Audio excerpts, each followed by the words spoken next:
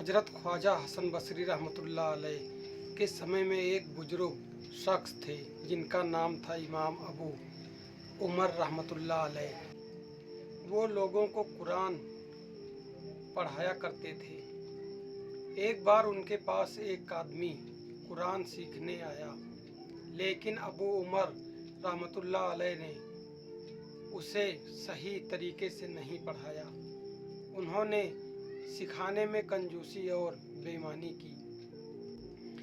इस गलती की वजह से अल्लाह ताला ने उन्हें पूरा कुरान भुला दिया।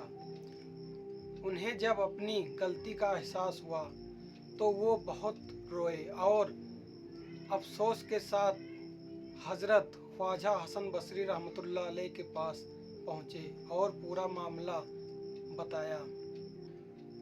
ख्वाजा हसन बसरी रहमतुल्लाह अलैह ने फरमाया, ऐ शख्स, तुम हज के लिए रवाना हो जाओ, क्योंकि ये हज के दिन हैं। जब हज ख़त्म कर लो तो मस्जिद खौफ जाना, वहाँ एक बुजुर्ग रुके हुए हैं। मस्जिद के कोने में इबादत में मशगूल मिलेंगे। जब तक वो अपने वजीफ़े और दुआओं से फारिग ना हो जाएं, उनसे बात मत करना। फिर जब वो फुर्सत में हों तो उनसे अपनी परेशानी बताना। उनकी दुआ से तुम्हें कुरान फिर से याद हो जाएगा। अबू उमर रहमतुल्लाह अलैह ने इस हुक्म पर अमल किया। उन्होंने हज किया और फिर मस्जिद खौफ पहुँचे। वहाँ उन्हें एक रोबदार बुजुर्ग को देखा जिसके इर्द गिर्द कई लोग जमा थे।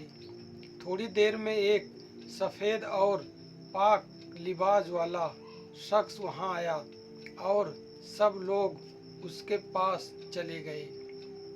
कुछ देर तक वो बातें होती रहीं। फिर नमाज का वक्त हुआ और वो सफ़ेद लिबास वाला शख्स चला गया। जब वो बुजुर्ग अकेले रह गए तो अबू उमर रहमतुल्लाह अलैह पास पहुँचे और उन्हें सलाम करके अपना सारा मामला बताया। फिर उनसे दुआ की गुजारिश की कि उस बुजुर्ग ने आसमान की तरफ देखा और दुआ मांगी। अभी उनकी दुआ पूरी नहीं हुई थी कि उन्हें सब कुछ याद आ गया। इल्म में बेईमानी का अंजाम बुरा होता है। तौबा और सच्चे दिल से पछतावे पर अल्लाह माफ़ कर देता है। नेक और अल्लाह के करीब लोगों की दुआओं में बहुत असर होता है। सच्ची राह पर लौटना कभी देर नहीं होती। अबू उमर रहमतुल्लाह अलैह ने जब ये देखा तो उन बुजुर्ग के कदमों में गिर गए। ये सुनकर वो बुजुर्ग बोले, ख्वाजा हसन बसरी ने तो मेरा पर्दाफाश कर दिया। अब मैं उनका राज जाहिर करता हूँ। फिर उन्होंने पूछा, क्या तुमने एक सफ़ेद कपड़े पहने व्यक्ति को देखा था? अबू उमर रहमतुल्लाह अलैह ने कहा, जी हाँ, मैंने देखा था।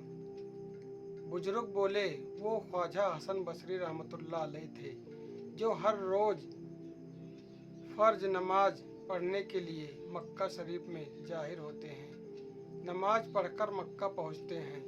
यहाँ आकर वो लोगों को उपदेश और शिक्षा देते हैं और जब असर के नमाज का समय होता है तो वापस लौट जाते हैं। फिर उन्होंने कहा, जब ख्वाजा हसन बसरी रहमतुल्लाह अलैह जैसे शख्स तुम्हारे इमाम हो तो तुम्हें हमसे दुआ करवाने की क्या ज़रूरत है?